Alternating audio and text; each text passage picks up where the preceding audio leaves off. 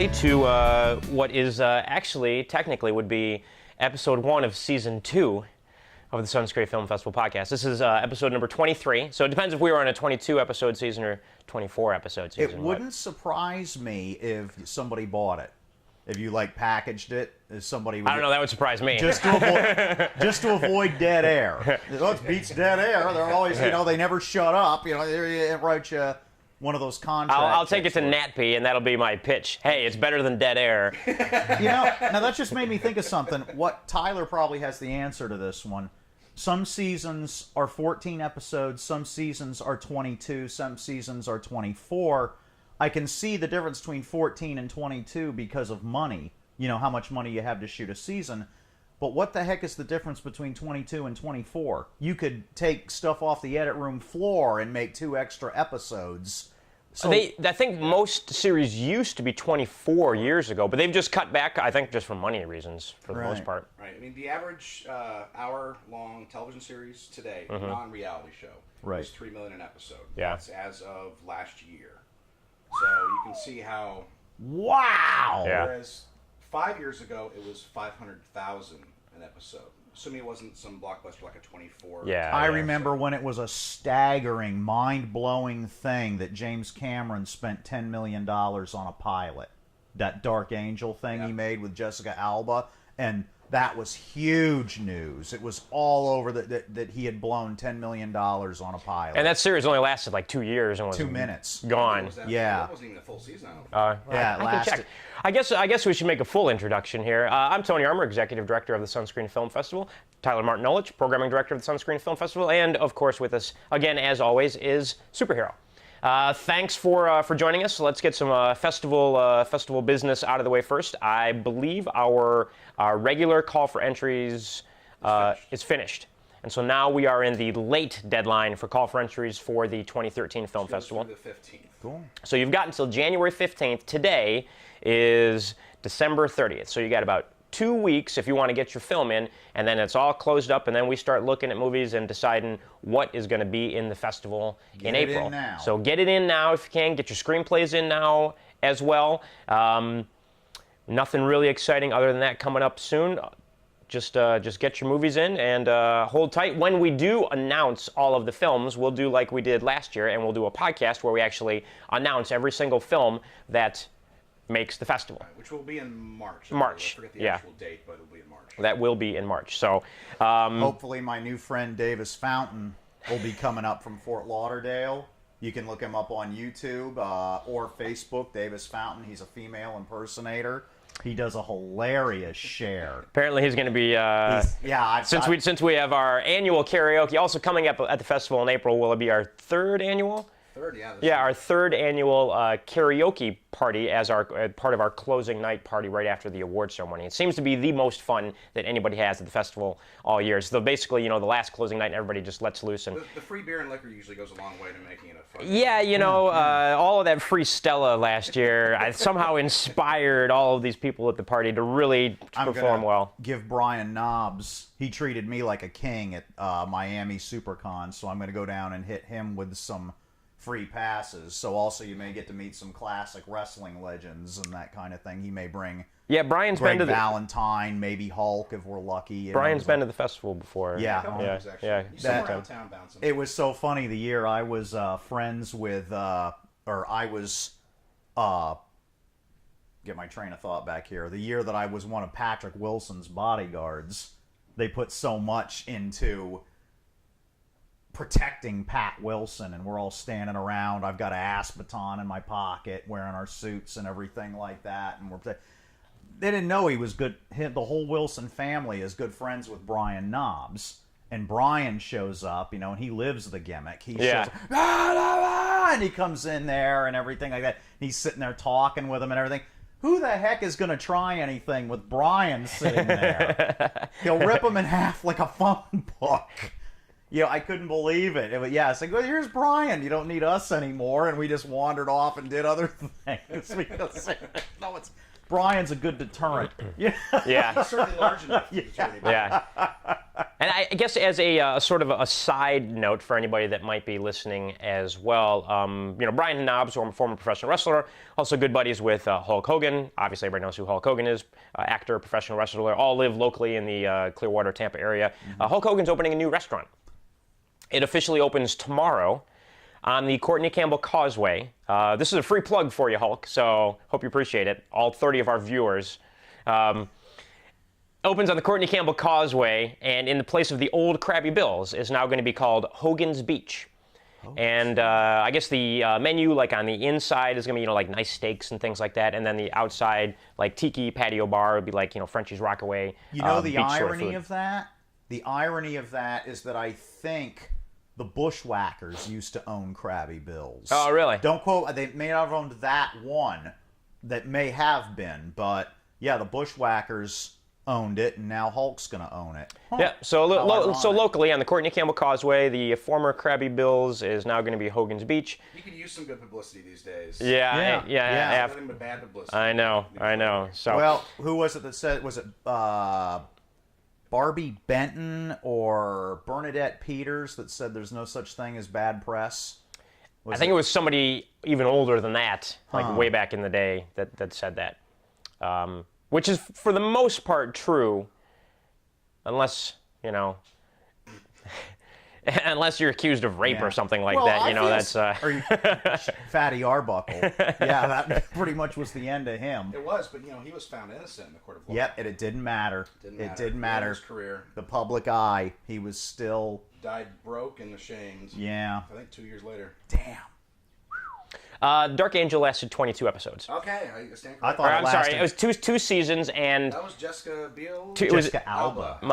I'm sorry, not 22 episodes. I meant to say it lasted 2 seasons, and in the second, that would be 44 episodes. The second season went 21 episodes, and the first season went 21 episodes. So with a $10 million pilot. Right, and the pilot was probably feature length. Is that unheard of nowadays, do you think? Or is that commonplace?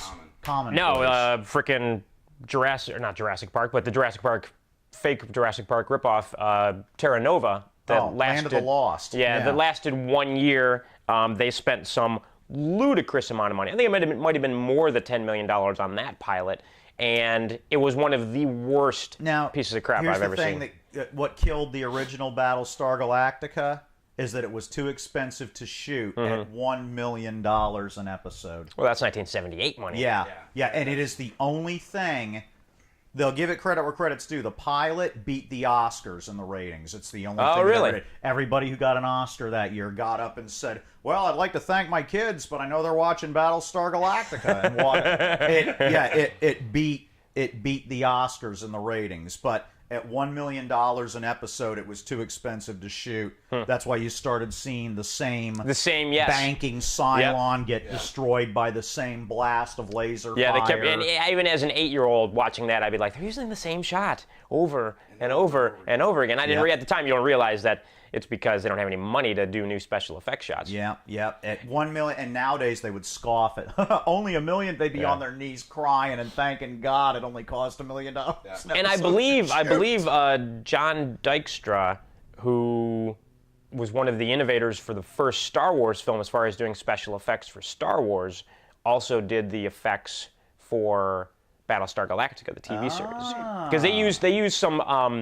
Obviously, when they made the original Star Wars film in '77, they did some really innovative new things that hadn't been done before as far as special effects go. Before they had you'd have a spaceship on a string, and things like that. And what they did is they did the unique idea of, well, what if we just put a spaceship, make it stationary, and put it on a clear acrylic or glass pillar, and we move the camera around the spaceship. Say what you will, that's the most beautiful movie to watch. Yeah, they did such a great job. I mean, the 6-hour V'ger flyover, you're kind of like, by the end, but just visually, it's.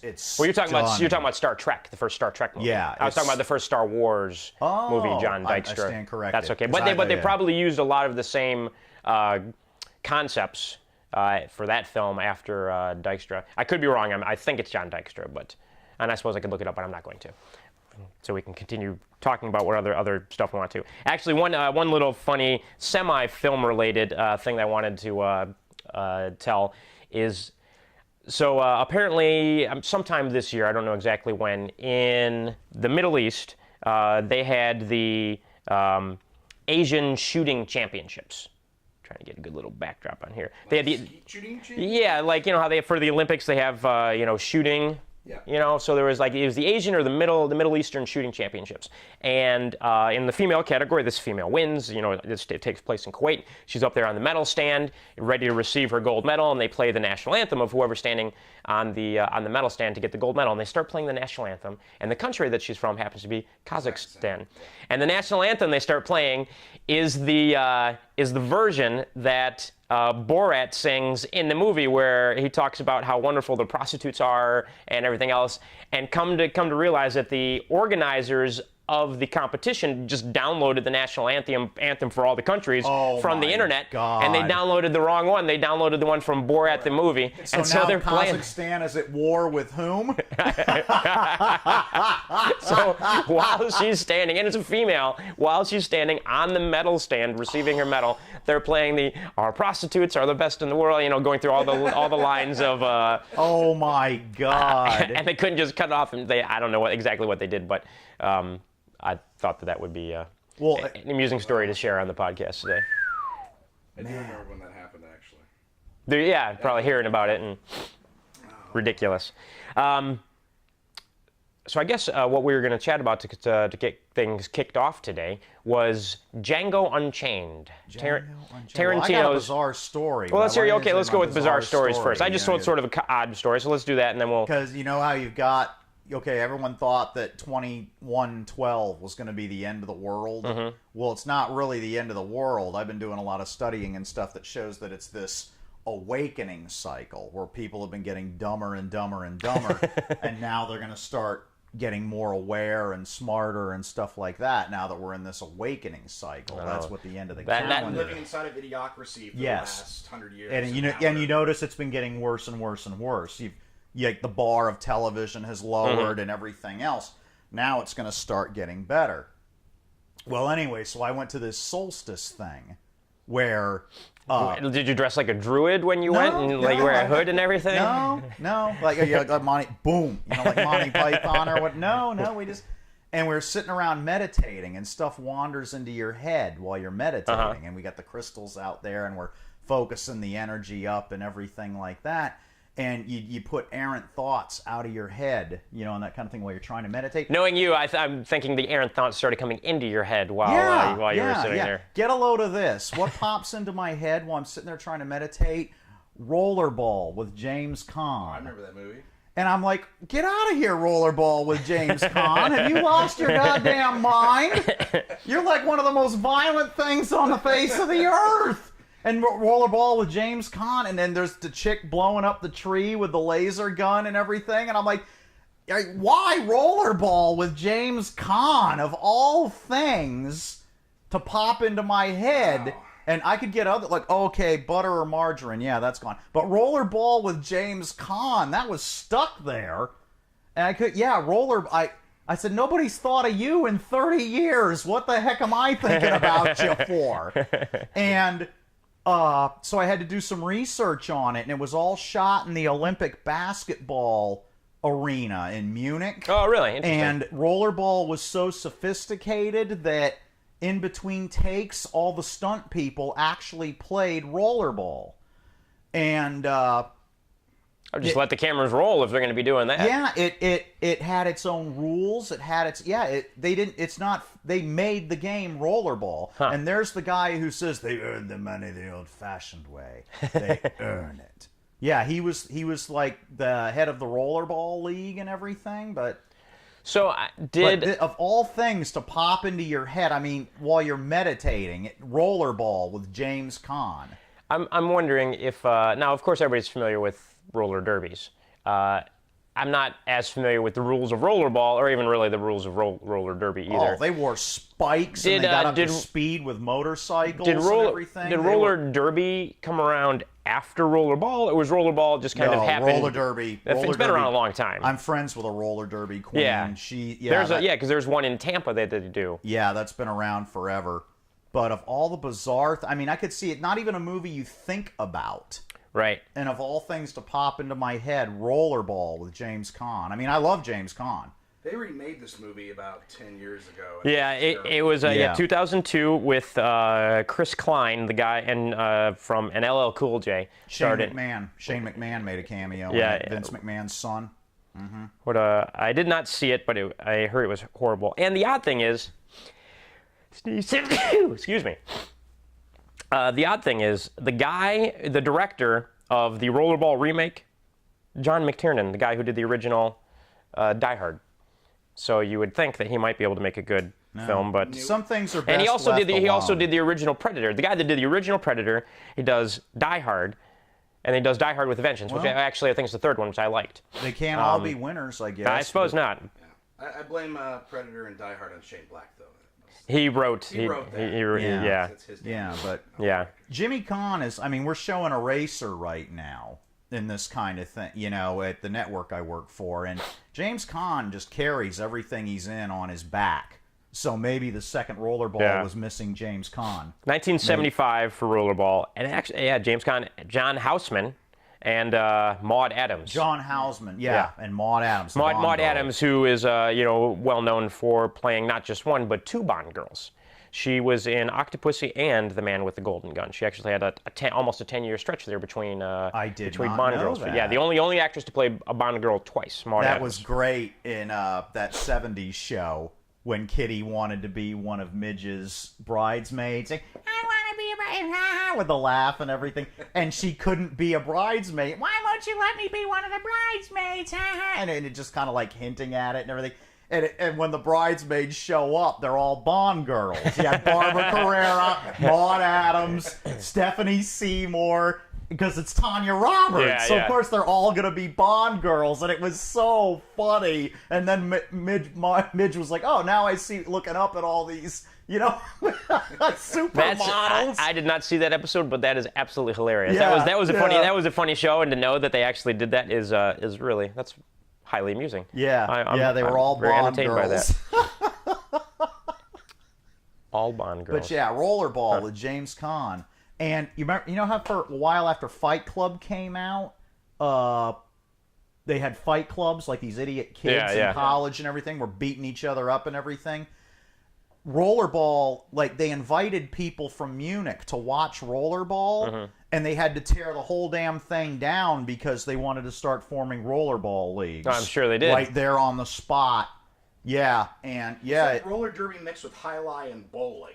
It's and uber violence. That's the whole point. Well, leave it to the Germans. They're like, we can kick the shit out of each other and that's play a new game. This looks fun. Yeah, and they had to tear the whole thing down. It's really a bizarre film too, if you ever get to see it. Yeah, the original with James Caan, but 1975. You could probably find it on Netflix. James Caan just seems like a likable guy. He's what you want to be when you're older. Yeah.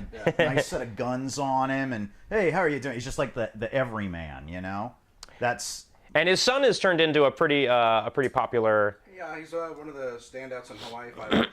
And he was in all of the Ocean's movies, the Ocean's 11 and Ocean's 12, and all that other fun stuff. And I actually met Scott Caan when I was in L.A.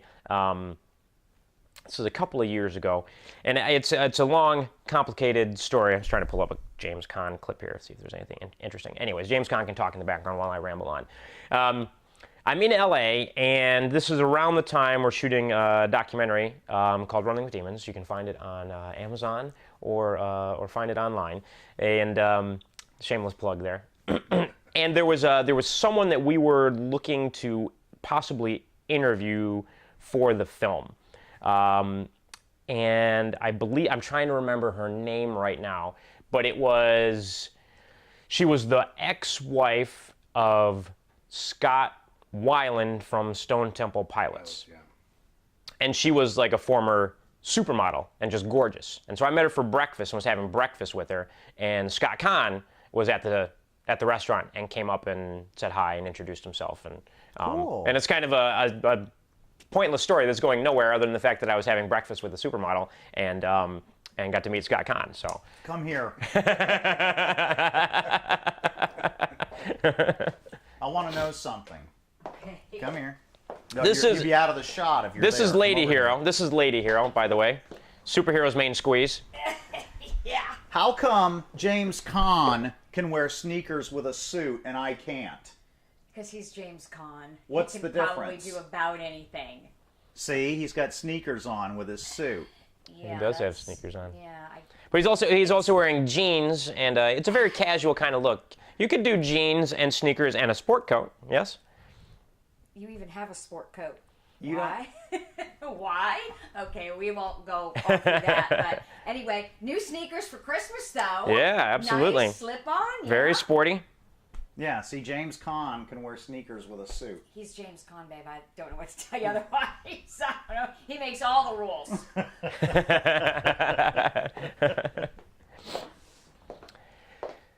Moving on from James Caan. For Christmas, that'd have been nice. Ah, see, that socks I always thought was ranked as one of the worst Christmas No, presents I of would all have appreciated time. them so I didn't look like an idiot right now. But Ah, cross them like this way, you can't see. You know what? Here's an interesting side story that's going to be a pointless story that many of our listeners may or may not like as well.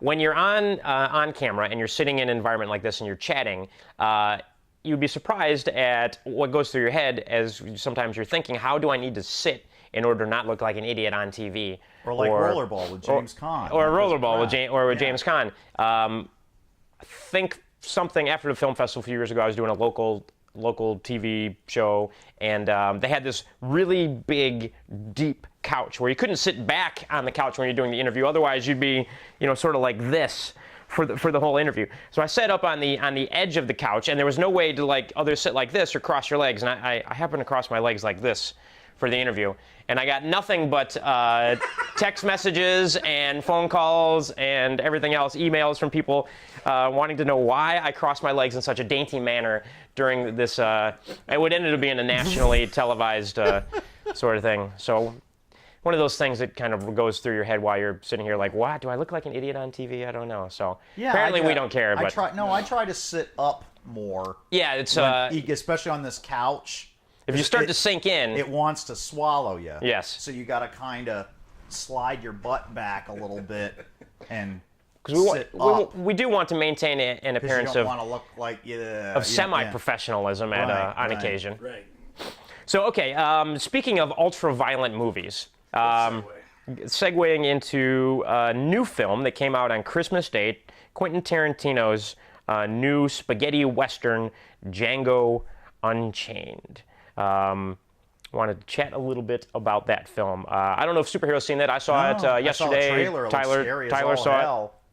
And I enjoyed the film, but probably the perfect quote to summarize the film was after seeing the film with Chastity, I say to her, well, what did you think? Chastity just being a girl who likes movies with happy endings and rainbows and flowers and chocolate and small little fluffy dogs and things like that. Just very nonchalantly like, typical Tarantino. This is so. Since he's obsessed with the '70s, I'm going to take a pot shot guess that this is his take on a spaghetti western. Oh yeah, absolutely. It's very, very loosely based off of the spaghetti western, also named Django. Right. Ah. And the original Django actually shows up in the movie. Oh really? Which actor is that? It's a Spanish name, and I can't remember his name exactly. But there's a scene where it's called Mandingo boxing. I won't get too racial with where that's going, but Yeah, and a little side note, if you do go to see this movie and you are offended by the use of the N-word or racism in general, you don't go see the film.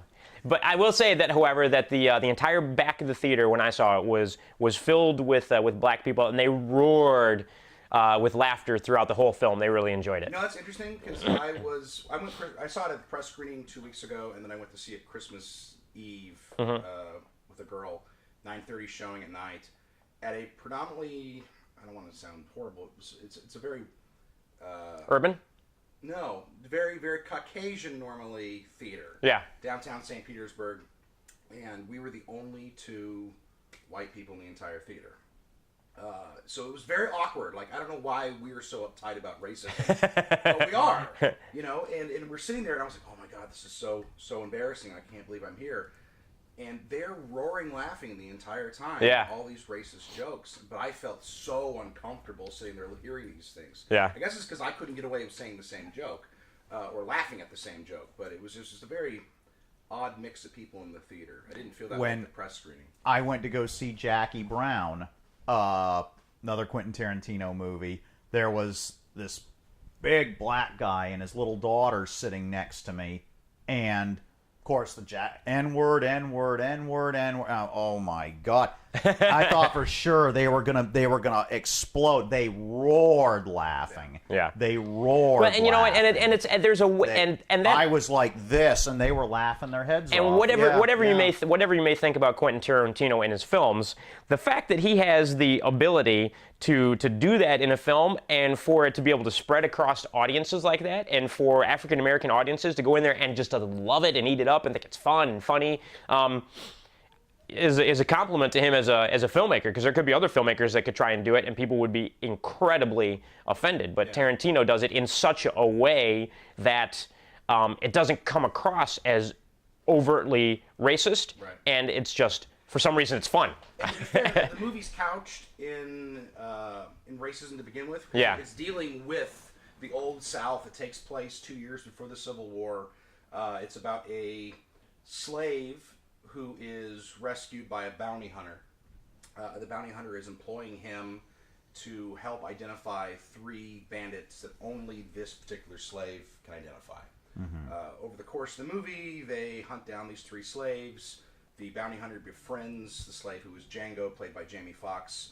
And through this friendship, he discovers that Jamie Foxx's wife is still in slavery, owned by... what's his name? Candy. Yeah.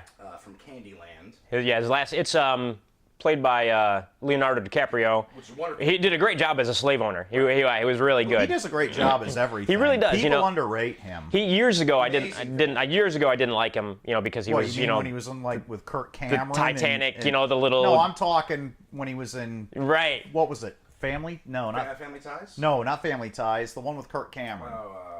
Growing Pains. Growing Pains. Yeah. That's when you didn't like him, or Yeah, he just But as he's gotten older, he really is an outstanding actor. I do like him now.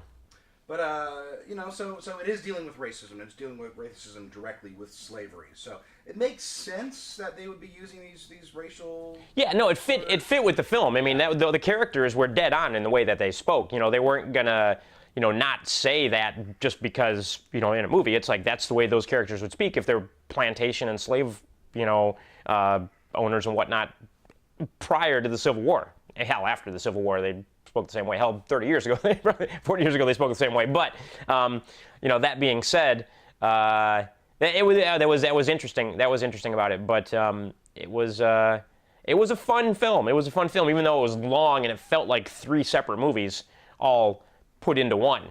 Yeah, it was horribly long, almost 3 hours, a little under 3 Yeah. hours. Now that's not a good sign, though. That's like the last Batman movie. I said, "Oh my God, when is this gonna end?" Yeah. And if you're in a movie and it feels like 90 minutes, and you get outside and it's dark outside, and it was, my God, I was in there for 3 or 4 hours, but it feels like 90 minutes. Yeah. That's when that was good. It carried you. I thought the first. But if you can feel the time, that's not a good sign. This film really had me for the first just over 2 hours. I went to 2 hours before I looked at my watch. And if you look at the first 2 hours, it very much feels like a normal 3-act structure. Yeah. And you get to the end of hour 2, and it feels like I've hit the end of the movie. This is the peak. We should be coming down off this roller coaster now. Here's the climax. Progressing. Credits should be rolling in the next 10 minutes. I mean, that's what I felt when we got to the end of Act 2, which is at the end of hour 2, and then all of a sudden it just started restarting itself. Yeah. We've sort of swiped the table clean of, I won't Now- have any spoilers, but we got rid of a bunch of characters, and now we're just going to restart over and go Now, on. you guys would know this better than me. except with the exception of people like Kevin Smith who edit their own films and that kind of thing. Does the editor ever say, or do the editors ever say to the producer, the director, the whatever, they say, this is where this should end. This is where, or is that committing career suicide and you just do it? This is a good thing for your viewers to know too. Or is that committing career suicide? Just do as you're told, or should you recommend?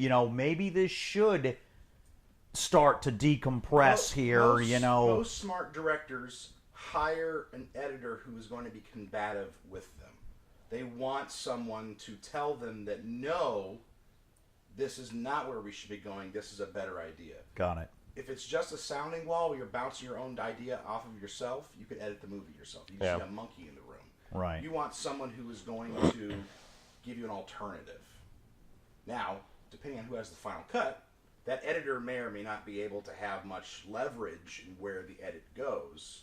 And I'm assuming Tarantino has final cut on this film, and if this was not Tarantino doing this movie, I guarantee that the Weinsteins would have cut it off 25 minutes earlier than they did. They're like, you got to wrap this thing up. But because he's Tarantino and the relationship he has with the Weinsteins, Tarantino also uses the same editor in every one of his movies too. Now, here's something I do know for a fact: if you buy a director's cut, you're wasting your money, because Kevin Smith and Weird Al Yankovic both said the same thing. They said, director's cut, you are seeing the director's cut in the theater. Yeah. Because they have the final say in what happens and everything. Do not believe this crap that then there's the director's cut. With the rare exception, like Superman 2 and this kind of thing, you're seeing the director's cut. And typically when you're seeing the shorter version of the film, that's the better version, because there's a reason that they chop out all that extra stuff, because it's long and boring. I work in television, and it's a requirement. If you haven't seen UHF, you cannot work in television. That's a rule. That's on the applications. Have you seen UHF? Check yes, check no. But Weird Al said in there, he says, I have hours of this. He says, I am going to make you so sick of deleted scenes that you'll never want to see one again. And it's like 2 or 3 discs, like 4 hours worth of deleted scenes. And he says, I'm going to make you so sick. And he jumps into the scene and everything and jumps back out again and everything. And he says it's all crap. He says you're seeing the director's cut when you go to buy your ticket. You're seeing a director's cut. And I do like watching on DVDs the extras with the deleted scenes. But usually after I watch them, I'm like, okay, I see why they didn't put that in the movie. Right. Because it would just drag it out and make it lengthier. In the only interesting aspect of that where you might gain from a deleted scene and this kind of thing is a Japanese film. Because a Japanese movie does not need to be 80 minutes or 90 minutes to be considered theater worthy. Right. So they'll chop. They don't care. Like, there was a scene in a Godzilla film from '91 that I watched that completely ties the whole thing in, where this old Japanese World War II veteran explains to this guy writing a book on his theory about how Godzilla was a dinosaur, about how he was on this island and he saw the dinosaur and this is what happened and everything. That was completely, they threw it out of the Japanese version, but they needed to include it in the American version to make it 80 or 90 minutes long so that they could consider it a movie. Yeah. So that's about the only exception to that rule I can see. One of the things that I do like about Tarantino films and Django Unchained is that he does pull out a lot of actors from the 70s that you haven't heard from in, Robert Forrester, 30 years Pam or whatever Grier. to show up. That's when he pulls out Miami Vice.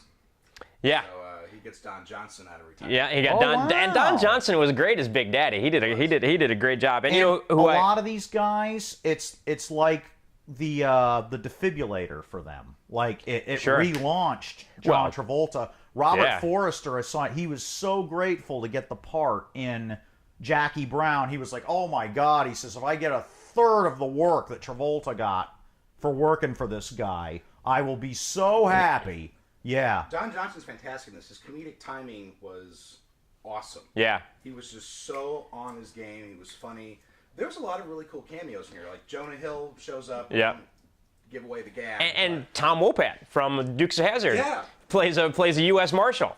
Wow. And he was really cool. Franco Nero is the Italian actor that Has anyone ever just asked Quentin Tarantino, what is it about the 70s? I mean, did you have a great childhood? Did you love your big wheel and your Shogun Warriors? What was it about the 70s that is so obsessive? He dropped out of high school in the 9th grade. His mother pretty much told him, like, look, you got to go and find a job. So the only job he could get is he lied about his age and went to work at a porn theater. Mm-hmm. And the porn theater was down the street from a grindhouse cinema. And, on his break or after work, he'd take whatever cash he scratched up and found between the cushions of the seats and went across the street and would waste the rest of his money in his afternoon watching grindhouse movies. Huh. And then he went from there, he was from L.A. Yeah. But he went to work at a Blockbuster. Spent years working at a Blockbuster, and I think at some point he'd watched every single movie that in the Blockbuster. Jeez. And you know who else was in this film? Was Lee Horsley. I don't know if you guys remember Lee Horsley or not, but Lee Horsley was was Matt Houston in the Matt Houston TV series from the 1980s, The Magnum PI ripoff. Basically, the big thing in the 1980s. Nowadays it's cops, lawyers, and doctors. Back then it was private detectives. I'd like to see some good private detectives on TV again, going around and just doing their vigilante, illegal, criminal work. Yeah, well, I was just going to say Psych, but they don't do anything that's manly. Right. Yeah, they're the opposite of that, actually. Yeah, but Lee Horsley, and that was a name out of like. I was like, Lee Horsley, you actually got Lee Horsley. Matt Houston. And of course he had the obligatory Zoe Bell, who was in there, and little MC Gainey and Bruce Dern. Bruce Dern? Yep. Shows up in a cameo literally if you blink you miss him. Yeah. Wow, the only guy I think who ever killed John Wayne in a movie. Tom Savini, of course, was in the film. So yeah, he pulls out a lot of the old school actors that are just a lot of fun. And he did have Robert Carradine was in the film as well. For 10 seconds. Yes. Robert Carradine. Revenge of the Nerds. Oh, okay. Because is he a son of David? No, he's the youngest brother. Oh, okay. Because I'm thinking of Keith. Keith is the one I always remember. Yeah. Yeah, the old. Keith was the. He played a serial killer in Criminal Minds, a recurring one actually, because he was so good. Keith Carradine's also an amazing recording artist. Didn't know that. Huh. Wonderful country singer. The movie I always remember him from, and hardly anybody remembers it either. Talking like me, Rollerball with James Caan, obscure movies. There's one movie about the National Guard, and everybody I know that has been in the has that movie. I love that and movie. Keith Carradine and Powers Booth, and it's based on a true story, believe it or not. And these National Guardsmen go into the Louisiana Bayou, and they're firing blanks around and stuff, and they just happen to run afoul of these Cajuns. I saw Bad that movie. idea. I saw that movie. Bad idea. Only two of them survive. These guys wipe out a National Guard platoon that they come up against. But they know the turf. Yeah. They've lived there their whole lives. They've got, hunting rifles and stuff like that. And they wiped out a National Guard platoon. And you can actually find the entire Southern Comfort film Yeah. in its entirety on YouTube. I think this is the trailer for it. But everybody I've ever known that was in the National Guard, that's like you have to see UHF to work in television. Well, you have to see Southern Comfort in order to be in the National Powers Guard. Booth is awesome in that. Yeah, Fred Ward's in there too. He now is. that I think about it, yeah, He plays the commanding officer. It's taken out very quickly. yeah, and but I don't know what made me think of that. But yeah, Keith Carradine, because that's why I always think of Keith Carradine for his Southern Comfort. I'm not sure if this is it or not. It looks like it, Yeah, probably. Yeah. But when I always think of National Guard is in like film and television as well. I always think of the National Guard in First Blood, in the first Rambo movie. I, in the Navy, was friends with the son of the guy. Remember when he jumps into the truck and puts the knife on the guy, and he says, "What's your name?" He says, "Cathcart, Robert A." Robert A. Cathcart was a lawyer who lived next door to Stallone and gave him all kinds of grief, and Stallone would shoot arrows into his shit. And that was him saying, when he shoves him out of the truck, he was saying, "Get the hell out of my life." Yeah, Robert Cathcart was the guy that lived next door. Yep. Mm-hmm. That's so funny. Yeah. So funny. We're going back a little bit to Django Unchained. If you like Tarantino films and you like the violence of Tarantino films, you're gonna like this. And if you like the dialogue and the talkiness of Tarantino films, you're gonna like it, because it does. It basically alternates between a lot of talking and then a lot of blood. There's a lot of talking, then there's a lot of blood. But it's fun. It's fun. It's I haven't heard any Oscar buzz on this like we did with on any of his movies. Well, it won't. I'm trying to think. Inglourious Bastards had a little bit of Oscar buzz back for Christopher Waltz. Yeah, because that was coming out of Cannes, so it came out a lot earlier. Cannes. Christopher Waltz won the award for best. He did win best actor that year for Inglourious. And I'll tell you what, Christopher Waltz, the guy. Have you seen Inglourious Bastards, superhero? No, but I know what it is. Yeah, I think you would actually like it. And the guy who plays the it's Dirty Dozen. It is, and it's fun. Who I love doesn't it. like the Dirty Dozen? Everybody loves the Dirty Dozen. Yeah. And the guy who plays the German, the main German bad guy in Inglourious Bastards, is a German bounty hunter who's essentially the hero, along with Jamie Foxx in Django Unchained. Oh. And he does a great job. He's a lot of fun, and he just brings a different sensibility to the bounty hunter character. He's a dentist who has become a bounty hunter, and he's a very proper and very polite and very dandy and precise, German, but he's a dead-eye, ruthless killer at the same time. And it's a fun juxtaposition of his character and Django, who is the slave who just wants to get paid to kill white people now, basically. So it's fun. It's fun. Brutally violent, though. I don't think there's another Quentin Tarantino movie that is as violent. I was thinking, there was moments in Inglourious Bastards that was really brutally violent. Yeah. But this takes the cake. There's scenes where people get absolutely mutilated by dogs, ripped to pieces. There's I've never seen so many gallons of blood in my life in a couple of shootouts. This is the statistic with all the unpleasantness that's gone on recently and people trying to blame guns for it and stuff. This is what they say. So you're trying to blame guns. He says, by the ripe old age of 18, a child has seen about 16,000 murders on television, video games, films, like you said, it's propagating. It's getting, but at the same time, too, I don't know if it's desensitizing people or not. I don't know. I'm just throwing the whole thing out there and leaving it up for you to decide. Well, no, that's interesting because the Sandy Hook thing happened during the big marketing campaign blitz leading up to this. Yeah. And they pulled all of the commercials for Django off TV. Disappeared. And then they pushed Jack Reacher, which is another movie that came out around the same time. Which is there you go again. They're after assault. He did it with an M4, an assault rifle. That's terrible. Here comes Tom Cruise. Boom! And what's he got? Coming in through the rain with an M4 in his hands. So... Yeah. Well, they pushed that by 2 weeks. Something like that, yeah. But, there is that over hypersensitivity when a tragedy like that happens. And I was surprised they actually let this go, but... they just pulled the advertising campaigns off. Yeah. He has always wanted to make a Godzilla movie, and I wish if I had the money, I would give him the money. I would love to see and Tarantino's pay version for the rights of Godzilla. Because his Godzilla movie would be what some people consider to be the low apex, what I consider to be the high apex. Sure. When he had a son, and he was child-friendly, and he'd stuff a tree in the monsters, and he'd throw a drop kick and things like that, and he had giant robots that were literally like tag team partners. like he'd put an arm drag on and reach over, and Jaguar and him would tag out, and Jaguar would grab him, and as he does, he'd put a drop kick on the monster to help, But could Godzilla sit there and talk for 20 minutes and have a dialogue scene? You'd find somebody to do. You're going to get your Godzilla movie with Pacific Rim. No, that's what the humans are for. Yes. That's what the humans are for, and he would badly dub them.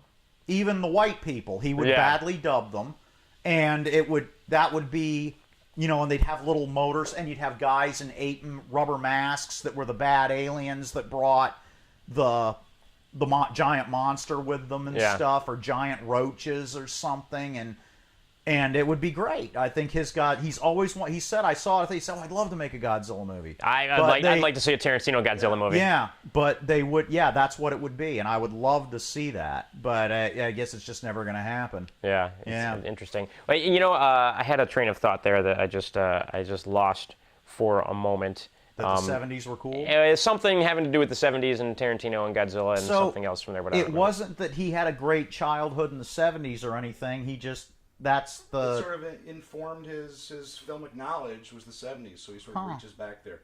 I know editors who cannot get their pacing out of the 70s, because that's when they were watching movies. Sure. That's when they learned their editing theory. And now I can tell you, just by looking at the movie, who edited it a lot of times, just by looking at the editing style. It's like, oh, well, clearly you grew up in the 80s, that has to be this person. Yeah.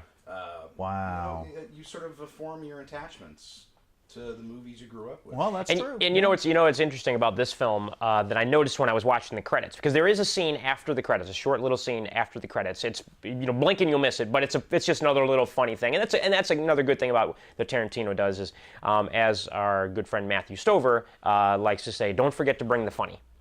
Even though you've got a serious, bloody, violent film about slavery and bounty hunters and all this sort of stuff, it's genuinely funny. There are humorous moments throughout the entire movie. There was not a single hope spot in the entire last Batman movie. And like I said, you left that theater being so down.